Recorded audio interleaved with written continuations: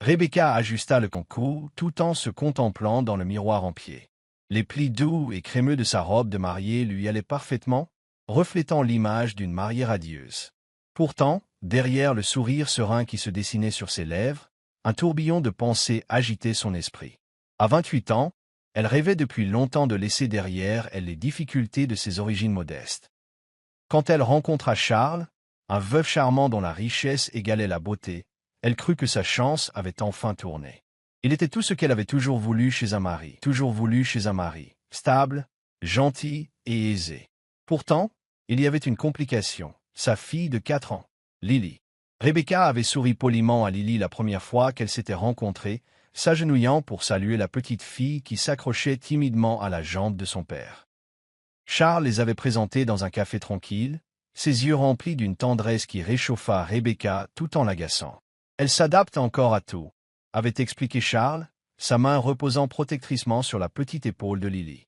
Rebecca avait hoché la tête, masquant son malaise avec un sourire éclatant et étudié.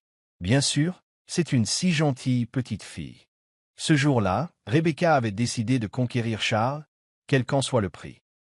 Après tout, être sa femme signifiait plus qu'une simple compagnie. Cela signifiait l'accès à une vie de confort et de luxe. Le jour du mariage avait été tout simplement magique. Le soleil d'été baignait la cérémonie d'une lueur dorée tandis que Rebecca remontait l'allée, ses yeux croisant ceux de Charles dans un moment de compréhension silencieuse. Lorsque les vœux furent échangés, elle sentit le poids de sa promesse s'installer sur elle, un mélange de satisfaction et de malaise.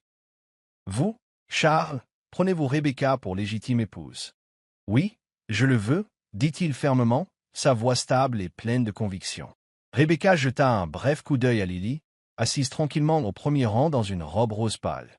L'enfant semblait délicate, ses grands yeux bruns clignant vers Rebecca avec un mélange de curiosité et d'incertitude. Alors que la réception commençait et que les rires remplissaient l'air, Rebecca sentit sa détermination se renforcer. C'était son moment pour saisir la vie qu'elle croyait mériter, et rien, pas même une enfant de 4 ans, ne se mettrait en travers de son chemin. Plus tard ce soir-là, alors que Rebecca déballait ses affaires dans la chambre principale, Charles entra, tenant un petit cadre photo. « Je veux que tu aies ça, » dit-il en le lui tendant. Rebecca prit le cadre, remarquant qu'il contenait une photo de Charles, Lily et sa défunte épouse, Margaret. Margaret avait été belle, avec un visage serein et un sourire chaleureux. Rebecca réprima l'irritation qui montait en elle. « C'était une femme merveilleuse, » dit Charles, la voix teintée de chagrin. « Mais je suis si heureux de t'avoir trouvée, Rebecca. Je crois que nous pouvons construire une famille heureuse ensemble. » Rebecca hocha la tête, posant soigneusement le cadre de côté. « Bien sûr, Charles, je ferai de mon mieux pour être une bonne épouse et une figure maternelle pour Lily. » Mais alors qu'elle était allongée dans son lit cette nuit-là, les pensées de Rebecca se tournèrent vers les défis à venir. Gagner la confiance de Charles avait été la partie facile. Maintenant, elle devait naviguer dans les complexités d'un rôle qu'elle n'avait aucune intention d'assumer pleinement. Lily, l'obstacle innocent à ses plans, apprendrait bientôt sa place dans l'ombre de cette nouvelle dynamique familiale.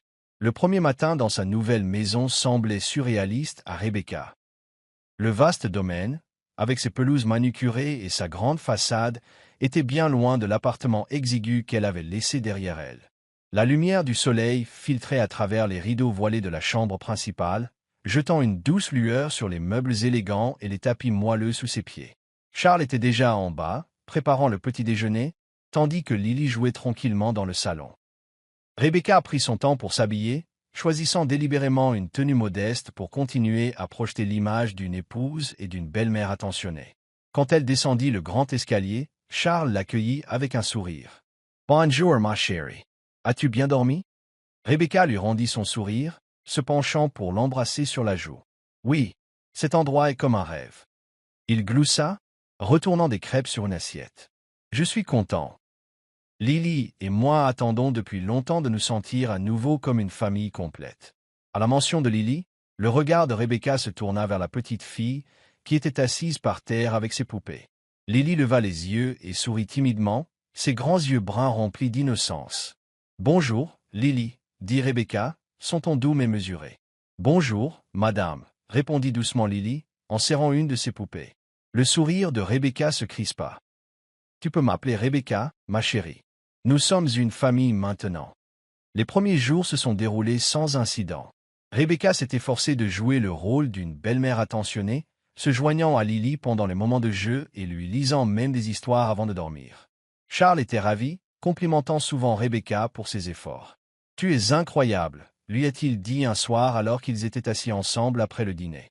« J'avais peur de la façon dont Lily s'adapterait, mais tu lui as rendu les choses si faciles. » Rebecca sourit et serra sa main, mais à l'intérieur, sa patience commençait déjà à s'épuiser. La présence constante de Lily lui tapait sur les nerfs. Elle trouvait le rire de l'enfant trop bruyant, son besoin d'attention trop exigeant, et son lien avec Charles exaspérant.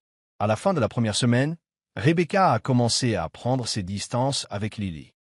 Un matin frais d'automne, Rebecca trouva Lily dans la cuisine, essayant d'attraper un verre d'eau. « Qu'est-ce que tu fais ici ?» demanda Rebecca, sa voix plus sèche que prévu. Lily sursauta, serrant le verre. « Bonjour, j'avais soif. » Rebecca soupira et lui arracha le verre. « La prochaine fois, demande la permission. Ce n'est pas un terrain de jeu. » La petite fille hocha la tête, les yeux remplis de larmes, tandis qu'elle se dépêchait de sortir de la cuisine. Rebecca la regarda partir, un sentiment de satisfaction l'envahissant. Plus tard dans la journée, Charles remarqua l'attitude abattue de Lily. « Tout va bien, ma puce ?» lui demanda-t-il. Lily hocha rapidement la tête, forçant un sourire. « Oui, papa. » Rebecca, entendant la conversation, intervint avec un ton de préoccupation étudié. « Je pense qu'elle s'adapte juste à la nouvelle routine. Les enfants ont besoin de temps, tu sais. » Charles hocha la tête, sa confiance en Rebecca inébranlée. Au fil des semaines et des mois, la vraie nature de Rebecca commença à se manifester. Elle commença à assigner des corvées à Lily sous prétexte de lui apprendre la responsabilité. Au début, c'étaient des tâches simples, ramasser ses jouets, ranger sa chambre. Mais bientôt, les exigences de Rebecca devinrent déraisonnables. « Frotte le sol de la cuisine jusqu'à ce qu'il brille », ordonna Rebecca un après-midi. « Mais je l'ai déjà fait, » répondit timidement Lily, ses petites mains rouges à force de frotter. « Refais-le, » claqua Rebecca. « Et pas de dîner tant que ce n'est pas impeccable. » Le soir, quand Charles rentra à la maison, Lily avait nettoyé la cuisine 2 fois. Rebecca l'accueillit avec un sourire chaleureux, une assiette de son plat préféré à la main. « Lily a été d'une grande aide à la maison, » dit-elle doucement. Charles jeta un coup d'œil à Lily, qui était assise tranquillement à la table à manger, la tête baissée. « C'est super à entendre. »« Merci, ma puce, » dit-il en ébouriffant les cheveux de Lily. Rebecca sourit en coin, sachant que Charles restait béatement ignorant de sa cruauté. Les saisons ont changé et l'hiver est arrivé, apportant des vents glaciales et de longues nuits sombres. Pour Lily, la chaleur de l'amour de son père était le seul réconfort dans un foyer qui semblait de plus en plus hostile.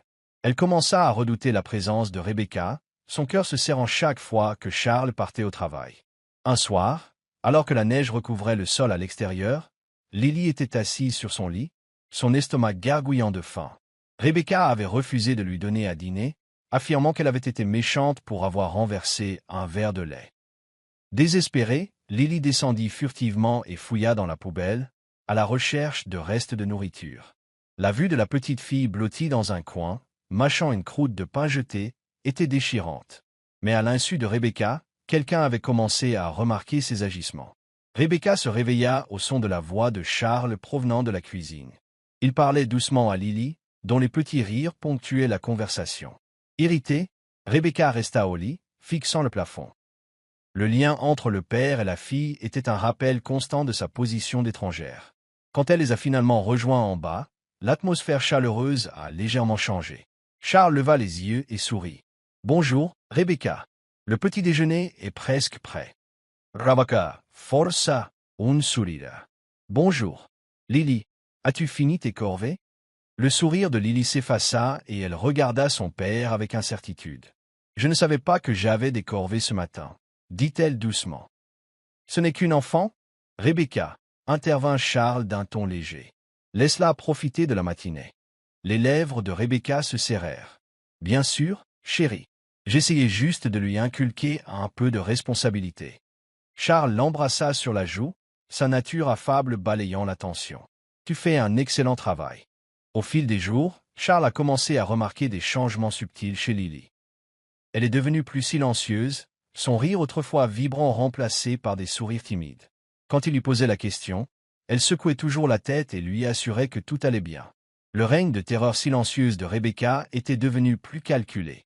Elle prenait soin de paraître gentille et aimante devant Charles, mais derrière les portes closes, elle resserrait son emprise sur la vie de Lily. « Pourquoi ne m'écoutes-tu jamais ?» siffla Rebecca un soir après que Charles fut parti pour une réunion d'affaires. Lily resta figée dans le couloir, son petit corps tremblant. « Je suis désolé, » balbutia Lily.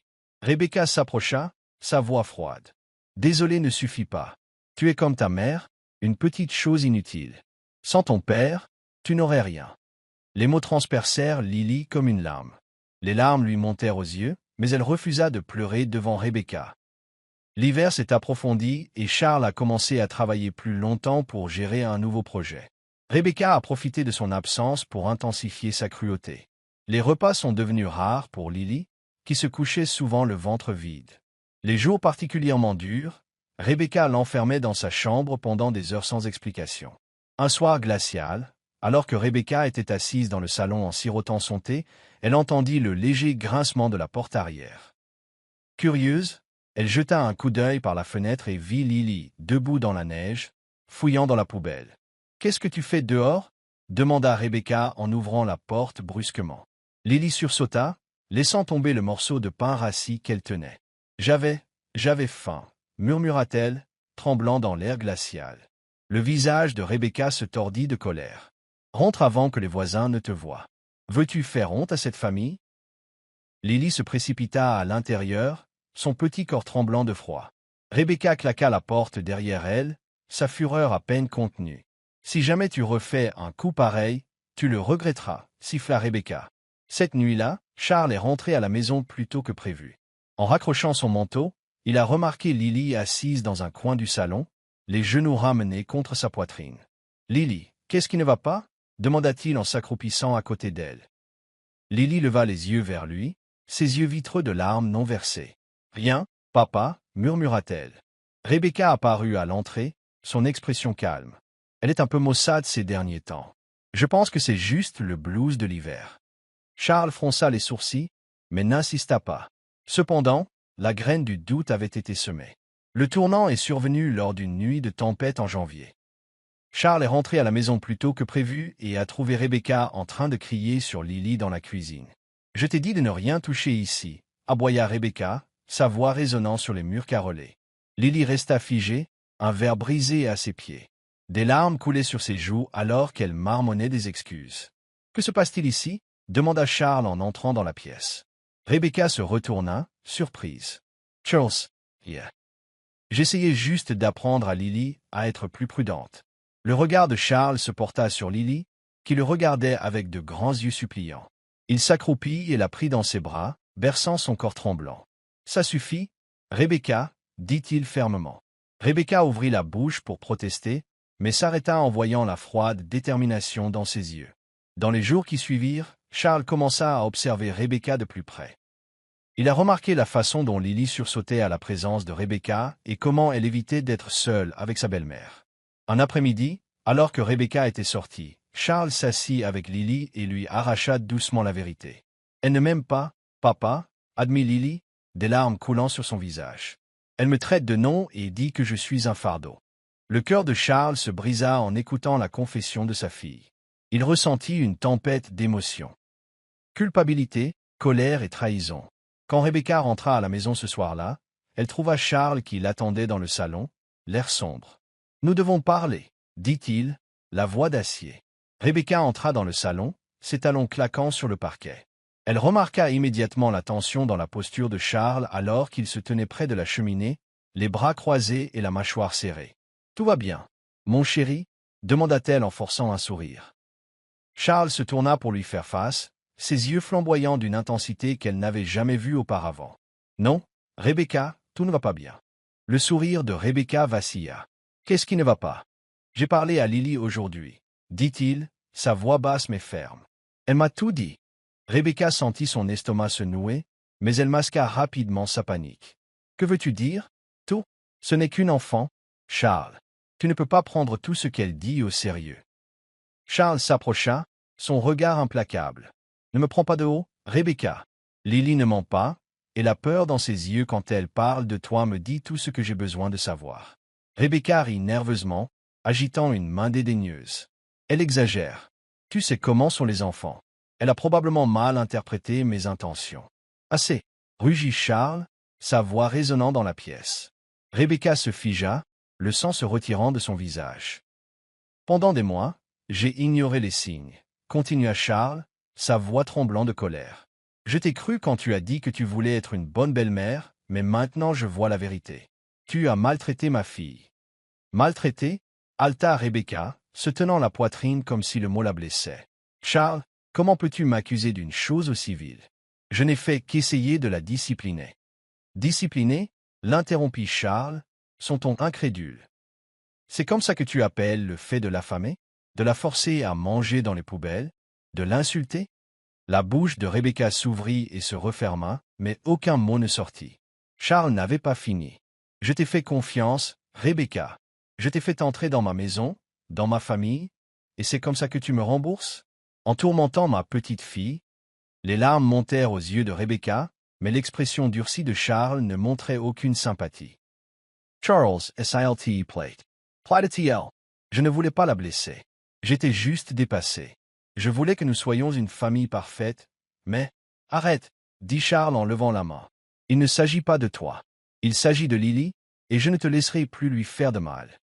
Le lendemain matin, Charles a appelé les services de protection de l'enfance pour signaler les agissements de Rebecca. Pendant qu'il expliquait la situation, Rebecca était assise dans la chambre, fixant le mur d'un air absent. Elle avait sous-estimé le lien entre Charles et Lily, et maintenant, sa façade soigneusement construite s'effondrait. 2 jours plus tard, une travailleuse sociale est arrivée à la maison pour interroger Lily. Rebecca a observé nerveusement depuis la cuisine pendant que la petite fille racontait ses expériences. Bien que sa voix soit douce, ses paroles portaient le poids de mois de souffrance. Au moment où l'assistante sociale est partie, Rebecca savait que les autorités ne laisseraient pas l'affaire en l'état. Une semaine plus tard, la police est arrivée à la maison avec un mandat d'arrêt contre Rebecca. Charles se tenait silencieusement dans l'embrasure de la porte pendant que 2 officiers l'escortaient, menottes au poignet. Charles, SILT plate. S'écria Rebecca, des larmes coulant sur son visage. Tu ne peux pas les laisser m'emmener. Je suis ta femme. L'expression de Charles était froide, ses bras croisés sur sa poitrine. Tu as cessé d'être ma femme au moment où tu as blessé ma fille. Alors que la voiture de police s'éloignait, Charles s'agenouilla à côté de Lily, qui regardait par la fenêtre. C'est fini maintenant, ma chérie, dit-il en la serrant dans ses bras. Tu es en sécurité. La maison semblait plus calme dans les jours qui suivirent l'arrestation de Rebecca. Sans sa présence, un nuage tendu qui pesait sur la famille semblait se dissiper. Mais les cicatrices de sa cruauté persistaient, surtout chez Lily. Charles a pris un congé pour se concentrer sur sa fille. Il ne pouvait pas effacer le traumatisme qu'elle avait subi, mais il était déterminé à l'aider à guérir. Un matin, il s'assit à côté d'elle à la table de la cuisine, où elle piquait dans son assiette d'œufs brouillés. « Lily, commença-t-il doucement, je sais que les choses ont été difficiles pour toi. Je suis tellement désolé de ne pas avoir vu ce qui se passait plus tôt. » Lily leva les yeux vers lui, les larmes aux yeux. « Ce n'est pas ta faute, papa. » Charles tendit la main et prit sa petite main dans la sienne. « À partir de maintenant, ce n'est que toi et moi, et je te promets que je ne laisserai plus jamais personne te faire de mal. » Pour aider Lily à reprendre confiance en elle, Charles a commencé à l'emmener faire de petites sorties, des voyages au parc, à la bibliothèque et à son glacier préféré. Il l'a également inscrite en thérapie, où elle pouvait parler à un professionnel de ses expériences. Au début, Lily était hésitante. Les souvenirs des paroles dures et des actions de Rebecca la hantaient encore, mais peu à peu, elle a commencé à s'ouvrir. « Mademoiselle Suzanne dit que ce n'est pas de ma faute », a dit Lily à son père un soir après une séance. « Elle a tout à fait raison », a répondu Charles en la serrant fort dans ses bras. « Tu es la fille la plus merveilleuse que l'on puisse souhaiter. » La place au printemps, le rire de Lily revint, remplissant la maison de chaleur.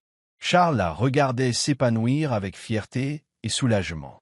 Il ne pouvait pas changer le passé, mais voir sa fille de nouveau heureuse lui donnait de l'espoir pour l'avenir. Un après-midi, en triant de vieux papiers, Charles tomba sur un dessin que Lily avait fait. C'étaient deux se tenant la main sous un soleil éclatant, avec les mots moi et papa pour toujours, griffonné en bas. Il l'a encadré et l'a accroché dans le salon en souvenir de leur lien et de la force qu'ils avaient trouvée ensemble. Pendant ce temps, le procès de Rebecca pour maltraitance d'enfants a fait les gros titres des nouvelles locales. Des témoins, dont l'assistante sociale et la thérapeute de Lily, ont témoigné de l'impact de ces actes. Charles a assisté à chaque audience, s'assurant que Rebecca soit traduite en justice pour ce qu'elle avait fait. Finalement, Rebecca a été condamnée à 5 ans de prison. Bien que la peine n'effaçât pas la douleur qu'elle avait causée, elle apporta à Charles un sentiment de clôture. Un soir, après avoir mis Lily au lit, Charles s'est assis seul dans le salon, réfléchissant aux derniers mois. Il ressentait un mélange de colère, de culpabilité et de soulagement. Il avait fait une erreur en faisant entrer Rebecca dans leur vie, mais il avait aussi appris une leçon précieuse. Rien n'était plus important que de protéger sa fille. En sirotant son thé, il jeta un coup d'œil au dessin sur le mur et sourit. Les mois passèrent, et le rythme de la vie revint lentement à la normale pour Charles et Lily. Sans la présence oppressante de Rebecca, leur maison devint un havre de paix. Pourtant, il y avait une entente tacite que la guérison était encore un chemin, pas une destination. Charles, déterminé à créer des souvenirs positifs durables pour Lily, décida de l'emmener en week-end à la campagne. Un samedi matin, ils ont chargé la voiture de collation, de couvertures et d'un petit sac à dos rempli des jouets préférés de Lily. Alors qu'ils traversaient des collines verdoyantes et des routes sinueuses, l'excitation de Lily grandissait. « Où allons-nous, papa » demanda-t-elle, ses yeux pétillants de curiosité. « C'est une surprise » répondit Charles en souriant. Quand ils arrivèrent à une charmante ferme entourée de champs de fleurs sauvages, la mâchoire de Lily tomba. « Waouh, c'est si joli !» s'exclama-t-elle en sautant de la voiture. Charles avait loué la ferme pour le week-end, espérant offrir à Lily une évasion des souvenirs douloureux liés à leur maison. Ils ont passé leur journée à cueillir des fraises, à faire voler des cerfs-volants et à jouer à cache-cache dans les vastes jardins. Un soir, alors qu'ils étaient assis près d'un feu de camp à griller des guimauves, Lily appuya sa tête contre l'épaule de Charles. « Papa, penses-tu que maman nous regarde depuis le ciel » demanda-t-elle doucement. Le cœur de Charles se serra à cette question. Bien que la mère biologique de Lily soit décédée il y a des années, son souvenir restait une lumière directrice dans leur vie. « J'en suis sûr, » dit Charles en l'enlaçant. « Elle est si fière de toi, ma chérie. Tout comme moi. » Lily sourit, une seule larme coulant sur sa joue. Le voyage s'est avéré être un tournant. Le rire de Lily est devenu plus fréquent, et ses cauchemars moins. Charles a également trouvé du réconfort dans la simplicité de leur temps ensemble, réalisant à quel point ces moments lui avaient manqué alors qu'il était préoccupé par le travail et d'autres distractions. Quand ils sont rentrés à la maison semblait différente, non pas parce qu'elle avait changé, mais parce qu'ils avaient changé. Pour maintenir cet élan, Charles a commencé à impliquer Lily dans ses routines quotidiennes. Elle l'aida à préparer le dîner, à choisir de nouvelles décorations pour la maison et même à planter un petit potager dans leur jardin. Ces petits actes de complicité ont renforcé leur lien et ont donné à Lily un sentiment d'appartenance. Un soir, alors qu'ils étaient assis à la table à manger, Lily leva les yeux vers Charles avec une expression pensive. « Papa, es-tu heureux » demanda-t-il. Charles fut surpris par la question, mais sourit chaleureusement. « Oui, Lily. Je suis heureux parce que je t'ai. » Lily Rayana. Je suis heureuse aussi. Les jours se sont transformés en semaines, et la vie a continué de s'améliorer. Charles a commencé à ressentir un sentiment d'espoir qu'il n'avait pas éprouvé depuis longtemps. Pour la première fois depuis la trahison de Rebecca, il s'est permis de penser à l'avenir, non seulement pour lui-même, mais aussi pour Lily. Avec le printemps en pleine floraison, Charles a commencé à remarquer à quel point il avait grandi au cours des derniers mois. Il n'était plus l'homme qui avait été aveuglé par l'amour pour la mauvaise personne, et il avait appris à chérir la relation la plus importante de sa vie, son lien avec Lily. Mais avec cette nouvelle perspective est venue une prise de conscience. Il y avait encore des parties de lui qui avaient besoin de guérison et de croissance. Les progrès de Lily étaient tout simplement remarquables. Le traumatisme qu'elle avait subi sous la main dure de Rebecca s'estompait lentement, remplacé par l'esprit enjoué de l'enfant qu'elle était autrefois. Pourtant, Charles ne pouvait se défaire du sentiment qu'il avait lui aussi besoin de reconstruire certaines parties de sa vie qui avaient été endommagées. Il décida qu'il était temps de faire un pas vers la reconquête de son bonheur au-delà de son rôle de père. Un soir, après avoir mis Lily au lit, Charles s'assit à son bureau, fixant l'écran d'ordinateur vide. Il avait récemment réfléchi à sa carrière et se demandait s'il était temps de changer. Il avait travaillé dans la finance pendant plus d'une décennie, mais son âme aspirait à quelque chose de plus épanouissant. Peut-être pourrait-il enfin poursuivre son rêve de longue date de créer une petite entreprise. Il y a quelques années, il avait envisagé d'ouvrir une boutique vendant des meubles faits à la main et de la décoration d'intérieur vintage, mais les exigences de son précédent mariage et de sa carrière avaient mis ses rêves de côté. Maintenant, avec sa nouvelle concentration sur ce qui comptait vraiment, il réalisa que c'était peut-être le moment idéal pour transformer ses idées en réalité.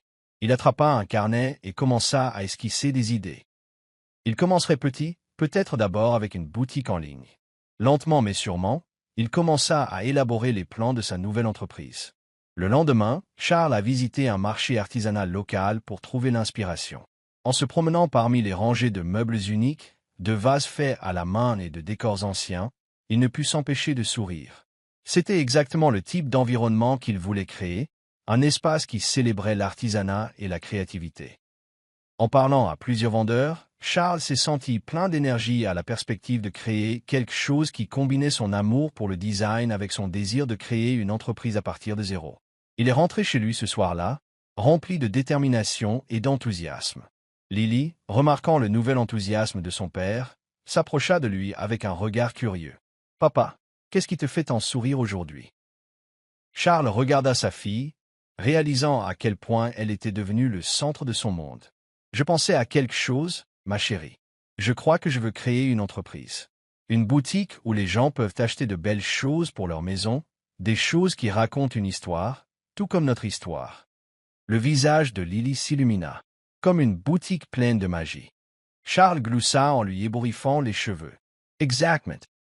Un peu de magie, beaucoup de cœur, et un endroit où les gens peuvent trouver quelque chose de spécial. » Avec le soutien de sa fille et son nouveau sens du but, Charles s'est lancé à corps perdu dans son nouveau projet. Il a commencé à rechercher des fournisseurs, à rendre visite à des menuisiers et à apprendre les rudiments de la gestion d'une entreprise en ligne. Ce n'était pas facile, mais Charles était déterminé. Au fil des semaines, l'entreprise a commencé à prendre forme. Charles se retrouvait à jongler entre son travail de jour et son projet passion, mais il ne s'est jamais plaint une seule fois. La pensée de construire quelque chose de significatif le faisait avancer. Un après-midi, en parcourant l'inventaire qu'il avait acquis pour sa boutique en ligne, Charles eut une idée. Il voulait inclure une section de la boutique dédiée aux articles faits à la main par des artisans d'horizons différents, apportant un sens de communauté et de culture à son entreprise. Le soir, quand Lily était au lit, Charles s'asseyait à son bureau, rédigeant des descriptions de produits, planifiant des stratégies de marketing et même concevant le site web. C'était épuisant, mais les nuits tardives étaient enrichissantes alors qu'il imaginait l'avenir.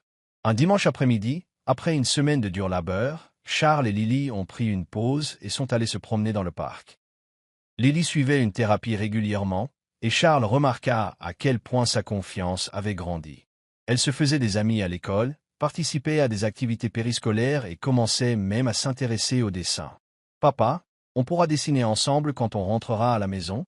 demanda Lily alors qu'il se promenait sur le sentier du parc. Charles sourit. « Bien sûr, ma chérie. Qu'est-ce qu'on devrait dessiner? Que dirais-tu d'un arbre, comme celui du parc, avec beaucoup de fleurs et d'oiseaux? Je pense que ça semble parfait. » Alors qu'ils étaient assis dans le salon plus tard dans la journée, dessinant côte à côte, Charles ne put s'empêcher de ressentir un immense sentiment de gratitude. En quelques mois seulement, tout avait changé. Il avait redécouvert sa passion, renforcé sa relation avec Lily et trouvé de la joie dans les petits moments. Il réalisa, à ce moment-là, que le chemin de la guérison ne consistait pas seulement à surmonter la douleur, mais à embrasser les nouvelles possibilités que la vie avait à offrir.